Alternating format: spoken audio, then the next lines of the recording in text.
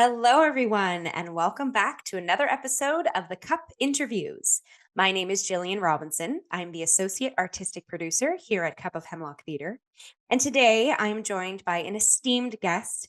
She is a performer, she is an artistic director, she wears many, many, many hats, and is a fabulous, effervescent human. I'm joined by Chloë Rose Flowers today, everyone. Chloë, how are you doing? Hi, Jillian. Thanks so much for that very kind introduction. I'm good. I'm really good. How are you? I'm doing okay. I'm doing well. It's midsummer while we are recording this, so trying to take in the sunshine and chill vibes of the season. Yeah, and you just wrapped up a massive fringe adventure, so to speak. Yes, So, yeah, definitely. yeah. Well, thanks so much For for speaking to me today. Of course, of course. I love for all of our YouTube watchers, I think the ambiance behind you today is beautiful. You've got a little horse photo over your one shoulder, and who is the horse in the back? So, this is Bala. This is one of the horses on the little farm where I live. So, he's just chilling there. Nice. And you've got the shuttered blind actions happening back there. Yes, Love it. yeah, very, very aesthetic. Ah, it's a whole vibe. We love it. Yes. Perfect. So yeah, we're going to be talking about Chloe today. We're going to be talking about her new theater company today and all the bits and bobs. But before we fully go in, we'll do our standard icebreaker here at the cup. So Chloe, what is in your cup with us today? So I'm drinking a London fog with homemade blueberry syrup in it. And it's from Pine Farms Orchard, which is the apple orchard that is our venue for King Theater Company's inaugural show. Ah, So that's yeah, it's a really perfect. fun drink. Yeah, it's amazing. They have such amazing food and drinks there. And I'm so excited that they're doing some of it for the show. So anyways, I have my blueberry London fog today. How about you? I love this. I love it. It's like a tangential advertising right now. Like it's Oh, like absolutely. this episode is augmenting the company. The episode is also augmenting the orchard. It's just everything's coming up. Yeah. Nice. Everything's coming up Chloe Rose Flowers. Yes, I am also sipping on two beverages today, actually. I have an iced coffee with this like waffle creamer. It's really tasty. I don't know. It's like a Oh. caramel waffle cookie creamer.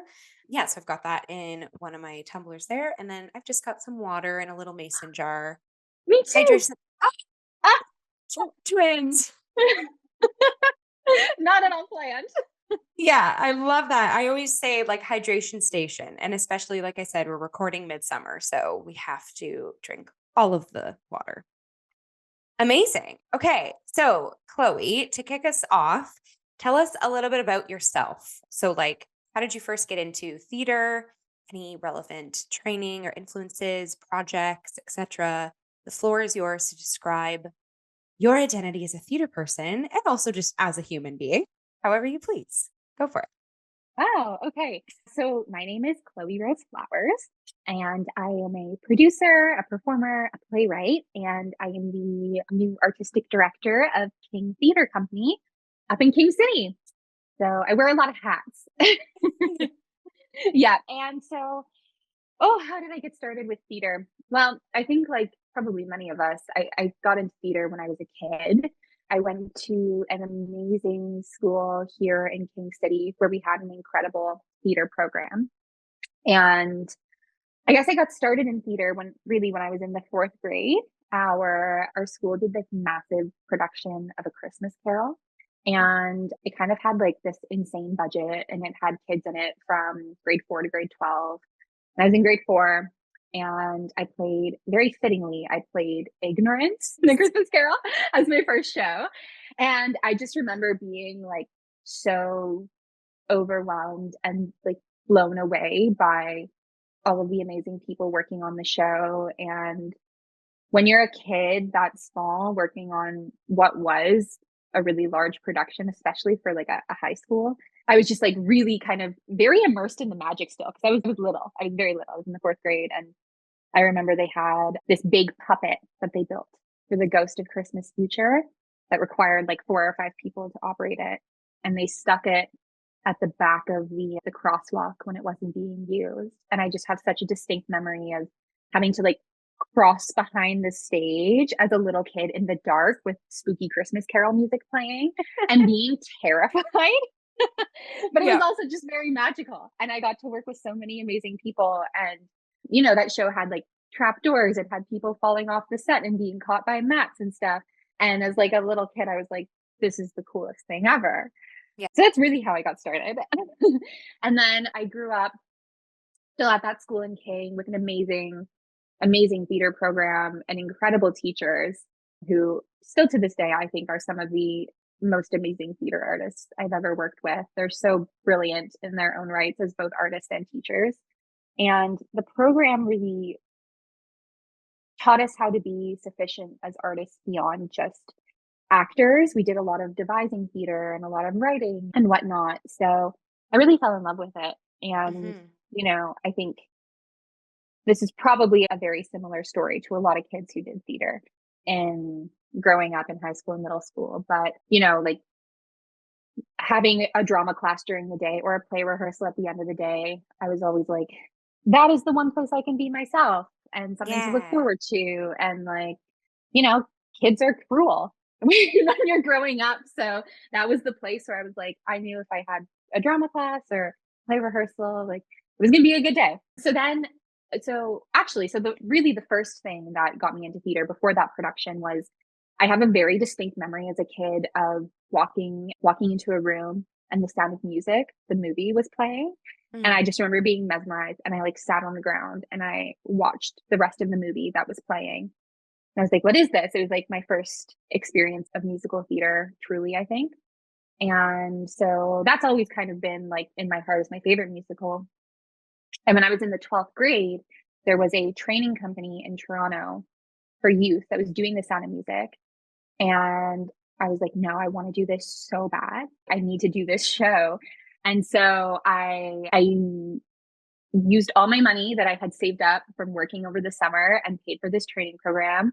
And I remember I got the role of Maria and I was so excited and I worked so hard. And my parents didn't know I could sing. And they never heard me practice because I would drive down to Toronto. I would go to school and then I would rehearse for the plays that we were doing at school. And then after that, I would drive down to Toronto and rehearse for this show. And I would practice in the car. And my parents always tell the story of, they were driving down to watch the show and they were like racing themselves because they were like, I've never heard our kid sing. This is like well and truly going to be horrible. That's wild. Yeah. And, so I mean, for me, it was like the first dream role I ever got to play. And, my parents they've always been so supportive. And in hindsight, they were like, yeah, we were bracing ourselves, but then we were really shocked when it didn't suck. So, Yeah. So yeah, from there, I went to a U of T and I decided that, this is kind of what I had to do with my life. A lot of people say that if there's anything else you want to go into or can see yourself doing as a career, do it because this career is hard. And yeah, I mean, theater is my world in so many ways. Yeah. And so, yeah, I went to UT and that's where I studied playwriting and producing and performing and I did all sorts of shows. And it's also where I fell in love with producing for the first time. I started producing for their drama societies and I really took a liking to it because I guess the business side of my brain kind of kicked in. Both my parents are really, really amazing business people. And, I think especially in the Canadian theater industry, you have to wear multiple hats in order to survive. And I'm kind of one of maybe not the few, but one of us out there that actually really enjoys producing. And so I'm with you. I'm with you on that. Yeah. amazing. Yeah. So I feel like a lot of indie theater artists in Toronto produce to survive and so that their work can have a platform. And I really love it. Yeah. Yeah. So yeah. And then from there, I went on to work for Theater by the Bay and Theater Georgian Bay, Hard House Theater, Shakespeare in Action, all sorts of amazing theater companies. And yeah, now I'm back in my hometown and back in King Township where it all began for me. And I'm launching King Theater Company. So that's kind of the journey. Go. Yeah. Chloë Rose Flowers is just sprouting all over Ontario right now. Yeah, I'm all over the place. Yeah. No, yeah, it's lovely. Like I always say this in all of these interview episodes, but it's such a treat for me to obviously spotlight you as the artist, but also to get to know you a little bit more as like a human and a fellow artist colleague too. Like Chloe and I Yeah. met, what we met probably like a year ago, you doing a show at U of Yeah, I T. think we met at a cast party of the show, Yeah. actually. And Yeah, so And just like following all of your accolades on Insta, like up until now, like you just played Ariel in a production of Little Mermaid as well. And yeah, just it's so great. It's so great. And it's so fun to hear your foundation with things too. Like a lot of artists that come on here, and with this question in particular, they do go as far back as when they were children. And I just love hearing that because it's like we really get to see your full trajectory. Yeah, yeah. so No, great. yeah.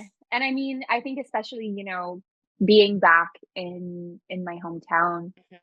I am sort of reconnecting, with my roots in so many ways and what it is that made me fall in love with theater.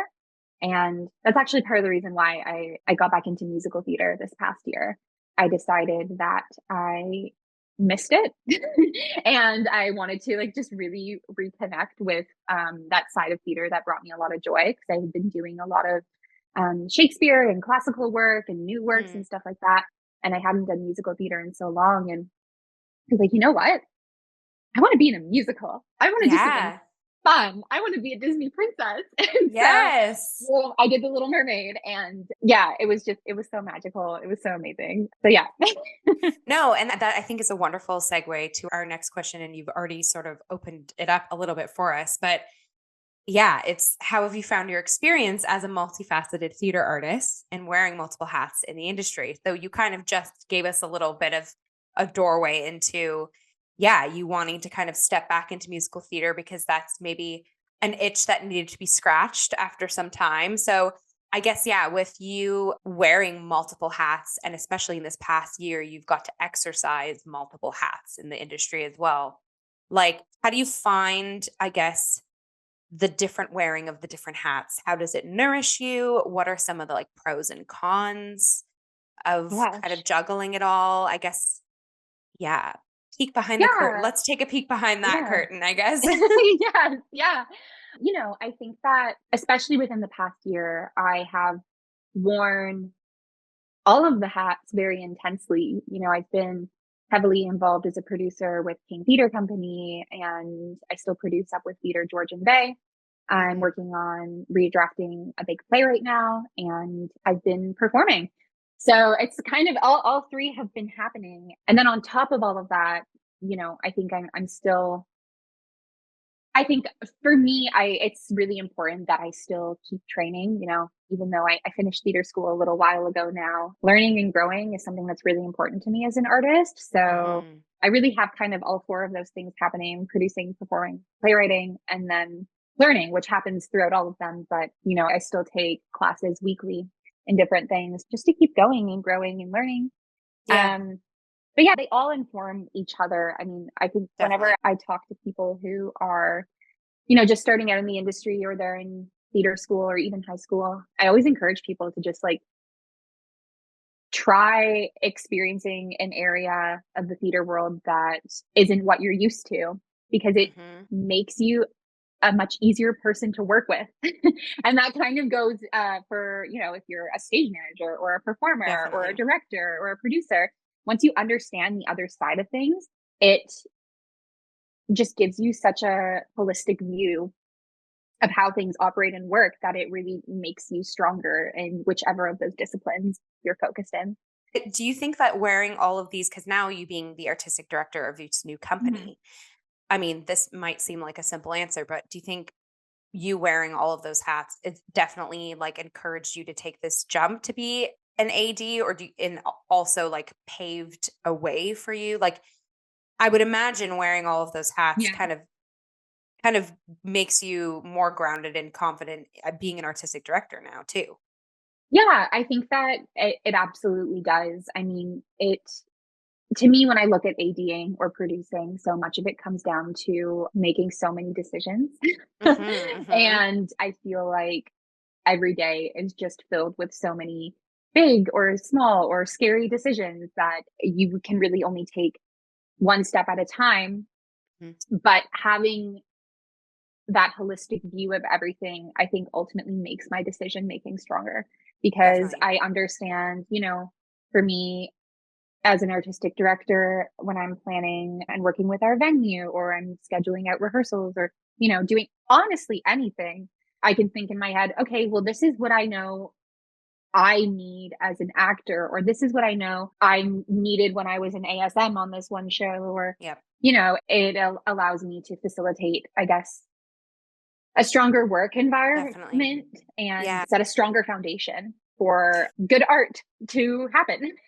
And I think that's so, so important, especially like, we're a couple years out from the lockdown years of the pandemic, but we are seeing like a shift in live theater and programming, and companies are pivoting, companies are collaborating. And I think it's so lovely for me to hear that, yeah, ADs, upcoming ADs or ADs that are taking over those types of positions have done what you say we kind of all have to do in the Canadian theater industry, but especially now, have definitely had the opportunity to wear multiple hats, whether it be in the stage management team or producing or performing or directing. And it's lovely to hear like someone stepping into an AD position, having had their brain and hands in all of those other positions, because there is the awareness of what is asked of those positions, and also like the kindness and the cooperation and the patience that every artistic director should be equipped with and know to kind of give to those departments too. So that's, yeah. Yeah, Sure. I love that. Oh, thanks. Yeah, I mean, I think ultimately for me, what it comes down to is, theater is a hard industry. It's a Mhm. really tough industry to be a part of. And as an AD, ultimately what I'm doing is trying to set the company up for success.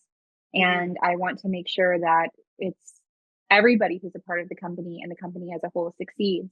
And the best way I can do that is to keep learning so that way I'm making smart and informed decisions. So, yeah. Absolutely.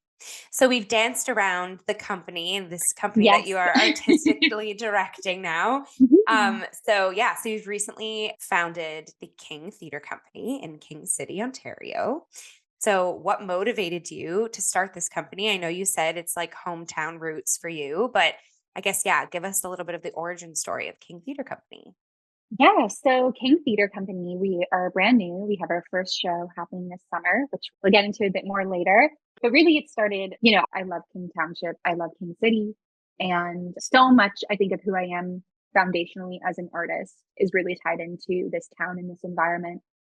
And, I have lived in Toronto, I've lived up in Simcoe County for a little bit, and wherever I was, whether that was theater school or working on a contract or whatnot, I would look for any excuse to come back home and just be here. I mean, King City, if you haven't been, is very much a hidden gem.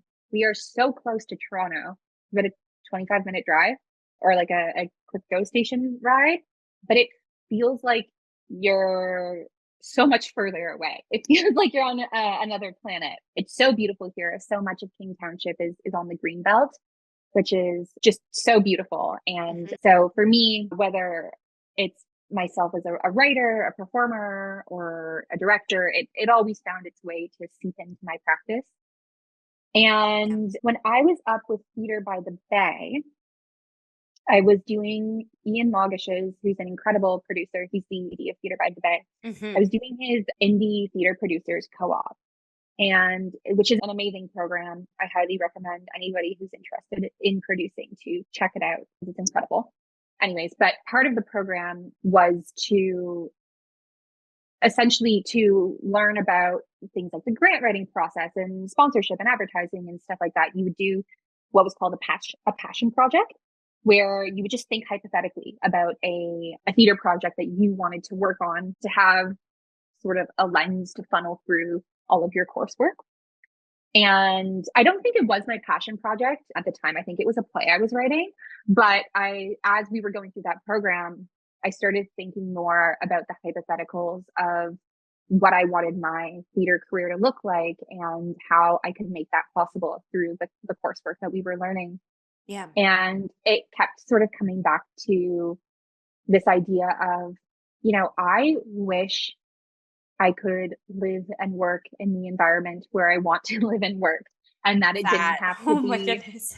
yeah, and like that it didn't have to be me going down to Toronto. I love Toronto, don't get me wrong, I absolutely love it, but I wanting to feel like I could always escape back up here to be in the Yeah. space that inspires me. And so I think also just watching Ian work and getting involved with other different theater companies and seeing how they started up and whatnot, this idea kind of kept ruminating in my mind of, well, what would it be like to bring theater to King? Because we don't have any Right. professional theater here in this chunk of the GTA at all. Hmm. We've obviously got a super oversaturated market in Toronto, and we've got some amazing theater companies up in Simcoe County, but there's no professional theater here. We have awesome community theater and people who are really interested in theater and they're willing to travel so far for theater, but there's nothing here. So I moved back home from Toronto and it felt like I did more research and it kind of felt like it was the right time. I mean, King Hmm. Township is rapidly growing. King City, I mean, my family's lived here for almost 30 years now. So we've watched it go from being like complete farmland to this now kind of growing, sprawling community. And we're getting massive, new developments, new community centers, this and that kind of just popping up out of nowhere. And our population is every single year rapidly increasing. But we don't have any sort of artistic or cultural well being to go along with that. Hmm. And so my hope was that as our community is growing and expanding, that I could establish a theater company that could contribute to the cultural identity of the township and for that to be something that grows and expands with the population. Yeah. So it's not just people, but it's what inspires people and what it is that people want and something that's contributing to our local economy, which is something that I'm Yeah. really trying to do with this first production, which we'll get into later, but Hmm. I'm really trying to make an effort to partner with as many local businesses as possible to make this show possible. Yeah. I think that's so stunning. I know a good friend of mine, Autumn Smith, is also trying to do what you're doing up in the Muskokas right now with Timberbeast Mhm. Productions. It's this like the tendrils of Toronto, the like outside the GTA or like even up in the Muskokas, like there are so many pockets of this province that can totally reap the benefits of having a professional house and like a professional theater company. Yeah. And like you said, augmenting all of the local businesses, potentially even like peppering in local lore. Like, it's so enriching to hear that from you and from like other colleagues of mine because also like I love Toronto as well. I'm currently residing in Toronto, but as I grow older and maybe want to blossom a family of my own or like slow down, like going outside of Toronto to a place like King Township or up north where I can still perform and be a professional actor. Like I think that's so important. Like not only what you're talking about is going to bolster up the economy in the locations that these new companies are sprouting from, but also give a sort of home base for other professional artists too that do want to like kind of slow down away from the city as they age as well too. It's Oh, invigorating. And I think it's so important to, again, like we're a years out from the isolation part of the pandemic, but I think, we're still building up community and trying to figure out what is liveness again and what is being in community with others again. And starting up companies like your own is such a wonderful answer, I think, to tethering together like community and how important art is and to really like lay down roots in particular to yeah, to a growing community like you said, like King Township. Like it's all the boxes are being checked.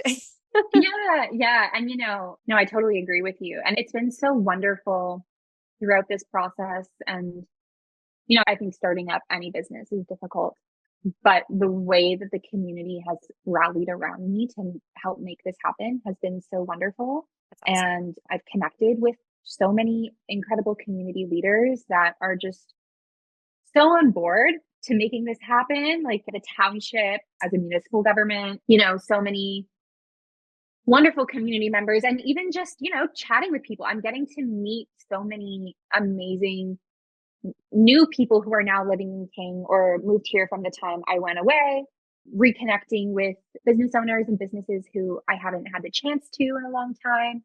And ultimately, you know, every person who I'm interacting with is like, this is so cool. I'm so glad we're finally getting something like this in our area and even in neighboring areas, you know. The other thing that surprised me, and I think is maybe something that in the back of my head I was a little worried about, but is maybe a misconception that a lot of people have that turned out to be wrong, was the amount of interest people have in theater. So many people who I've been talking to have been like, yeah, I love theater, or my kid's involved in theater, or, you know, my sister does this, or my brother does that. And it's been so incredible to see how many people are inspired by this idea. Yeah. It's great. I'm so looking forward to this company's trajectory. Like, it's so invigorating. Like, and also we'll share obviously social handles at the end of this episode, but like all of the advertising that you've done so far for the company and for the upcoming show, which we're going to be chatting about in just a moment. It's so enticing and so beautiful and expertly done. Like, I'm really excited. I'm Thank fangirling you so over much. here. Oh gosh. Thank you so um much. Great. So yeah, so let's talk about the first show. So yeah, so the company's upcoming premiere production will be David French's Canadian classic Saltwater Moon, which you will also be directing. Super exciting. Yes. Yeah. So how did you choose this piece as the company's debut? And yeah, can you tell us a little bit about the show? Maybe who else is Yeah, on the for sure. team? Let's talk Absolutely. Yeah. Saltwater Moon. Let's talk Saltwater Moon. Yeah. I mean, Saltwater Moon is an amazing play. I don't know anybody who has crossed paths with it and not fallen in love with it at least a little bit. I think it's such a, like you said, it's a Canadian classic. It's such a beautiful story. And for me, it was such a right fit for this township. I first fell in love with Saltwater Moon when I produced it with some university pals in Toronto. And it's a play that's kind of stuck with me since and has always lingered there in the back of my mind. And, you know, I was thinking about the different sorts of shows that I felt would resonate with this community. And I decided to go grab a bite to eat at Pine Farms Orchard, which is around the corner from where I live down here. If you've never been to Pine Farms Orchard, I'll paint the picture for you. So Pine Farms Orchard is right off of Highway 400 and is a massive tourist stop for people in Toronto because it's, I think, the closest apple orchard to Toronto. And like I said, King is sort of basically like an Instagram influencer's dream. Yeah. It's gorgeous and so close to the city. And so Pine Farms is kind of one of those places where people always stop. And it's on 16th Side Road, which is just, it feels like when you drive down it, you're driving into this like wooded wonderland fairy tale. Yay. So I went there, and their main building besides by their apple orchard is this gorgeous farmhouse. It's this red sort of farmhouse that's used as their storefront with this gorgeous front porch on it. And so I grabbed something to drink from there, and I took a look at the farmhouse storefront, and I was like, this looks like the set of Saltwater Moon. I was like, this Nice. looks like exactly what I would envision in my mind for Saltwater Moon. Like Jacob and Mary, I would expect them to walk out that front door right now. And I could not shake that image from my mind. And I started thinking about it more. And I finally was like, you know what? I think that this story would be something that our community would love. If you don't know Saltwater Moon, it's a love story. It takes place in 1926 in Newfoundland. And we follow Jacob Mercer, who has come back home from Toronto to win back his former sweetheart, Mary, who is now engaged to the son of a man he does not like. And we sort of follow them for an evening. and it's funny and beautiful and just really hits you right in the feels. And like I said, it looks like you're walking into the world of Saltwater Moon when you go to that farm. And so I cold pitched the show and the idea of doing the company's first show to Chloe Thurston, who is the other Chloe and King, which is kind of the funny thing when I'm going around town talking about the show and meeting people. They're like, "Oh, it's the two Chloes working together." So, Love that. yeah, but Chloe and her mom Pam, and the two of them are this incredible mother-daughter duo who run the farm, and they were just so on board for it. They thought it was Nice. an incredible idea and were so ready to support me as I started this up. And yeah, the rest is history. I think, Great. in many ways, Saltwater Moon is a beautiful love story. And to me, putting it on as our first production in this community is kind of my love letter to King in many ways. Mm. And as you know, as my homecoming as an artist here, I do think that it's a story that people are really going to love and resonate with. And, you know, it's the feel for the show is as if it's happening within our own community, as if it's happening within our own backyard. And, I really think that that is the case. And, the play kind of, if you know the play, it begins with Mary, the leading lady on the front porch looking out at the stars with her spyglass. And Jacob comes walking down the road singing. And, I can't wait for people to be sitting there at the porch and Jacob to quite literally be walking down this gravel pathway at Pine Farms Yeah. and like stepping into their world. So, It's yeah. amazing. We love that. And so it's just a two-hander, this piece. Like, Mhm. can you say a cast announcement? Yes, I'm so sorry. I should talk about the No team. worries. Yeah. Yeah, so I mean, the turnout, that was the other incredible thing, was the turnout at auditions for this play was nuts. I was so overwhelmed. I There know were so everyone's like, many. yay, we want to do it.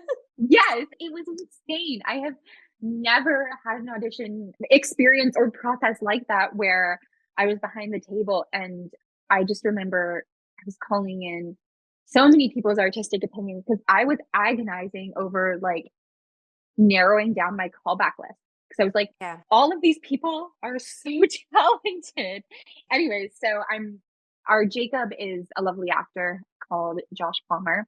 He's a really, really incredible performer and is somebody who I personally have worked with before. And he's just got this awesome presence to him. When he's on stage, you kind of like can't help but not listen to him and root for Mhm. him. And, he has that it factor. And Yes. our Mary also has that it factor. Her I name is Mona. Yeah. Yes, it's Mona Hillis, which, and Mona's is so incredible. Anybody who has worked with Mona has had that same reaction. I have worked with Mona. That's why I was like, can we announce Yes, the cast? Because I was like, I'm just waiting yes, like to just put all the cheers on Mona.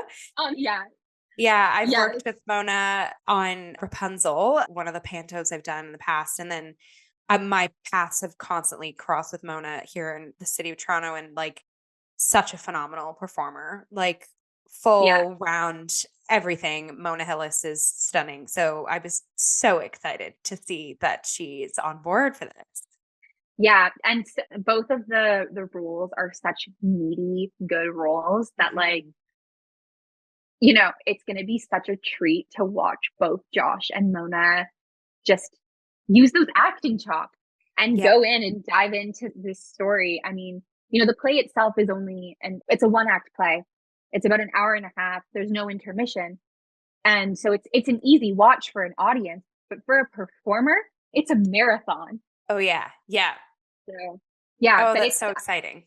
yeah, and I'm so excited to work with both of them. And Mona, also has that sort of that sparkle. I saw her the first time I saw Mona was she was performing in Merrily We Roll Along Mhm. with Shifting Ground. She was part of their ensemble, and I just couldn't look away from her. I was like, "Whoa, this girl's a star!" So Yeah. Yeah. Yay. Okay, so I know you've already kind of given us painted a picture of the space in which Mhm. the play will be happening. So yeah, so it's completely set outdoors on the porch front, correct? Mhm. And so yeah, like site specific would definitely be what this play kind of falls the category it would fall under. So how has like have you at this point of recording, have you started rehearsals in this space? Like how has No, that sort of element, yeah, informed so far? yeah, so we're not rehearsing at the farm until August. And actually, Josh, Mona, and our stage manager, Emily, they're all coming up for lunch on Friday this week to see the farm and whatnot and meet the ducks. There are The ducks. there are two ducks. They're these like big, I don't remember what breed they are, but there are these big, stunning ducks, and they live on the farm, and their names are Jacques and Pierre. And their little house is right near where the audience is sitting. And they just kind of do their thing. Whenever I go to Pine Farms to like film stuff or work, they're just always waddling by. Anyways, Cute. it's tangential. Really excited for Jacques and Pierre. But I mean, Yeah. yeah, the space itself, like for me, like when I'm having a hard day with this company, and there are hard days. I mean, it's like any startup, it's a grind. Or, I love producing and ADing because it works the logic side of my brain. Yeah. But whenever I feel like I need to like reconnect with why I'm doing this and the Mhm. story, I'll just pop over to Prime Farms. And Love that. it's like you're like stepping into a storybook, and I'm like, oh, this is so amazing. I'm so happy. I'm in here. I'm Yeah. in their world. So it's, and even something like our set, like the what they have on their front porch, I think we're removing a few things and like leaving the rest there because it's beautiful. It's Yeah, you're really, like, "We'll take it." yeah, I will take it. So, Yeah. um, yeah, but I want the feel to be, I'm really trying to also focus on Saltwater Moon as an event as a whole and not just the play and the story itself. So we are partnering with Pine Farms beyond their venue to do an amazing menu for the show. Chloe and Great. Pam have been working away to come up with some incredible food. So come hungry to the show. Cool. And yeah, we're bringing in a bunch of wine and beer and ciders from local businesses nearby. We're on Great. Holland Marsh, so there's Holland Marsh wineries and whatnot. And so, we're it's going to be a really great evening of eating. So I hope people Yeah. are ready to come hungry, and I want people to, our doors are opening I think like 45 minutes before the show because I want people to come and like get to enjoy the space before Yeah. watching the show and like let that sink in and let them decompress. It's really, I think in so many ways, Pine Farms, I'm so happy that they were so on board for the project in so many ways. And one of them, happy that Pine Farms is aboard the project in so many different ways. One of them being, I really do think that Pine Farms is the heart of King City Mhm. in so many ways and really represents our community and who we are and the overall feel. Yeah. So, like I said, we're very close to Toronto. So, if you're not from Toronto, I really recommend you make the journey up. It is closer than you think and really, really beautiful. It's going to be an amazing sort of summer escape. Yeah, that's huge, the summer escape. Mhm. And then also getting the little local picnic basket experience too. Like you're getting to experience wine and beers locally, you're getting to experience the whole space, the orchard local. Like it's yeah, Yeah. And you're what a getting a wonderful great night. show with Mhm. great actors. So, what more Yeah. could you ask for? Again, all the boxes are checked. And if the ducks waddle by, like then they'll just add that to the Yeah, ambiance. if Jacques and Pierre waddle by, consider yourself lucky. Uh, Yeah. Consider yourself ducky. yes. Great. No, I mean, I'm just really excited, I think, for even just the opening image of Mary to be walking out of the storefront door, which I know that sounds so just basic, like, oh, somebody entering the play by walking out of a front door. But I think, for at least for the locals who live here, For we sure. are so used to that storefront being like, this is the, like, you want to grab a coffee? Let's go here. You want to grab a quick bite to eat for lunch? Let's go here. And we're always walking in and out of that storefront door. So, for Yeah. people to come to Pine Farms and watch somebody from 1926 exit the door that they're always exiting from. It's such a silly It, and small image, but I'm really excited for it. So it definitely packs a different punch. Like, I think that's something that as like a theater goer or like a theater practitioner, site specific or immersive pieces are kind of like, oh yeah, that's like another genre or another layer that you could add to theater. But in a space like this, and like I've had a lot of experience doing contracts up in Muskoka, where like the audiences sometimes are just tourists, or sometimes they're locals that haven't seen a lot of theater, or so it is like a fairy tale experience for some of these audience members to, yeah, like see their local establishments be turned into a play space. Like it's like another layer of like, oh my goodness, live theater can be happening at the place where I get my cup of coffee all the time. Like it yeah, certainly adds another layer of magic. So that's going to be lovely for you to drink that in like each night. yeah. I mean, and especially, I mean, if you haven't been up to Pine Farms, you won't know what I'm talking about here yet, at least until you come to the show. But 16th Side Road, which is the road off of Highway 400 where the orchard is located, it Mhm.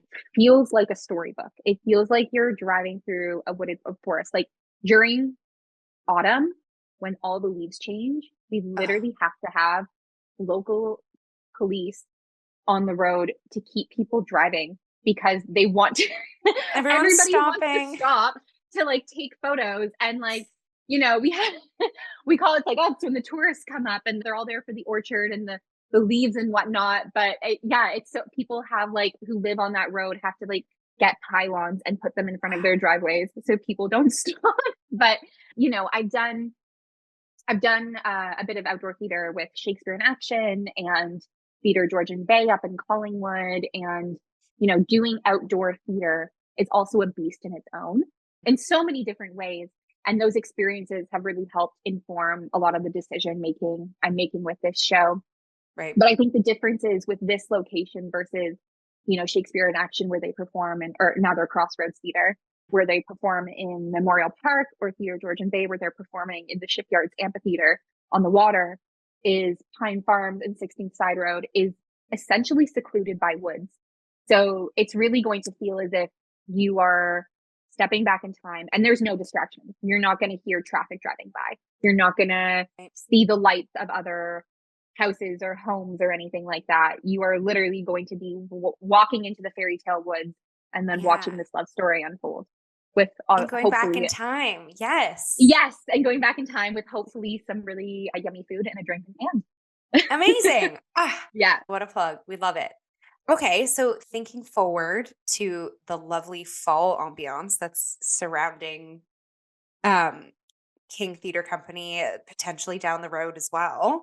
Do you have any next projects beyond Saltwater Moon kind of on the horizon? Yeah, I mean, Let us know. there are so many schemes and dreams in the making right now. I'm just it's in many ways this show is our pilot project for the company as a whole. And so there are a lot of factors that we need to gauge after this show before making, future decisions. But I have a lot of hopes and dreams for the company down the line. And there's a lot of really cool conversations happening. And I'm gonna be annoying and say I can't talk too much about it That's yet. okay. That's Um, okay. what I can say is my vision for the company moving forwards is not to just be bringing high quality professional entertainment to this community, but is also to have a really strong educational mandate because Mm, that's something that's so important to me as an artist. We chatted about at the beginning of this episode the importance of theater when you're a kid and how that can really shape you. And then also to this day, like still training and going to classes and whatnot. yep. So right now I'm in talks with the King Heritage and Cultural Center. We're talking about doing piloting some fall educational programming, seeing what sort of things the community might be interested in terms of that. Great. And yeah, and I mean, if the Saltwater Moon audition process taught me anything, there are so many amazing actors that I Yeah. want to bring to this town and to put on shows. So yeah, I mean, I have, yeah, definitely some schemes and dreams in the I love future. that. Schemes and dreams. I'm gonna take that. Yeah, That's so perfect. please do. Please do. Yeah. And, I both in more traditional theater settings and also some site specific ideas that I have for the future. So I'm very excited about that. Yay. Yeah, Everyone will keep our eyes and ears peeled to please King do. Theater Company. Woo Yes. woo. Yeah. Do you yourself, Chloe, aside from King Theater Company, do you have any other productions or projects on the go, or is this sort of your Yeah, full energy is devoted here? I do. I mean, King Theater Company is my baby. It's my life Hmm. right now. Hmm. But in the background, I am working on a new play, which I suppose isn't so new anymore because it's been being worked on now for like 5 years, which is kind of crazy. But it is a play called A Portrait of Two Men, which is co-written by myself and my dear friend Victoria McIntyre. And it has been redrafted for Theatre Georgian Bay up in Collingwood. So we Awesome. have a workshop of that show happening in the fall, which I'm very excited about. Yay. Portrait of Two Men is analyzing the Tom Thompson mystery through a queer lens. Victoria McIntyre, my co-playwright on the project, she has some amazing family connections to Thompson's closest friend. And, we've been working with Thompson historians and family members to really analyze the Thompson story using photographs and letters and artwork to explore this relationship that Thompson had with Victoria's great uncle. Cool. So we've been working on that. And then I'm also doing more musical theater just for fun and Nice. to keep the muscles moving. I'm playing Martha in The Secret Garden with Yeah. Co Theater. Yeah, so I'm excited for that. And then I'm in not until 2025, I'm playing Dora Lee in 9 to 5 musical, Oh which is my going to God, be stunning. so silly, so country. So excited to get my Dolly Parton on. But yeah, my primary focus is King Theater Company. And, you know, I'm hoping that we are going to have some amazing projects, hopefully announced in the very near future, and that hopefully some of your listeners can get involved with because, Yes. I want this company to have a strong artistic network. If you would like to get involved with King Theater Company and you are a professional artist living in the GTA or Toronto, please introduce yourself.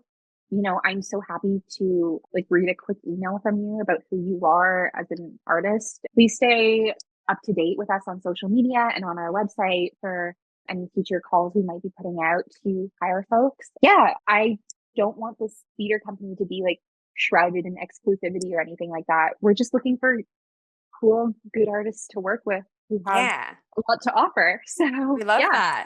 And yeah. then at this point, awesome segue. Do you want to particularly plug the social media pages, like the handles and areas that, yeah, that folks Yeah, can yeah, yeah, yeah. access? So we are at King Theater Company on Instagram, Facebook, and our website is kingtheater.ca. A And if you want to learn more, beautifully garnished website too, I will say. oh, It's thank you so beautifully much. done. Sorry, continue. Yeah, no worries. I'm like, oh, score, my website looks nice. uh, if you want to keep up to date with me as an artist or as a person, my handle is at Chloe Rose Flowers, CHLOE, and then Rose Flowers as you would expect it to be, and then ChloeRoseFlowers.com. Amazing. Yeah. So, folks, I mean, this whole episode, I feel like the aesthetic of this episode, I'm like sitting on a porch in like a summer night. I could hear like the bugs going on. I'm watching a show or I'm like listening to a cozy like podcast about art. I just feel like this whole conversation has made me be like, oh, yes, I love art and blossoming companies and summer vibes. Yes.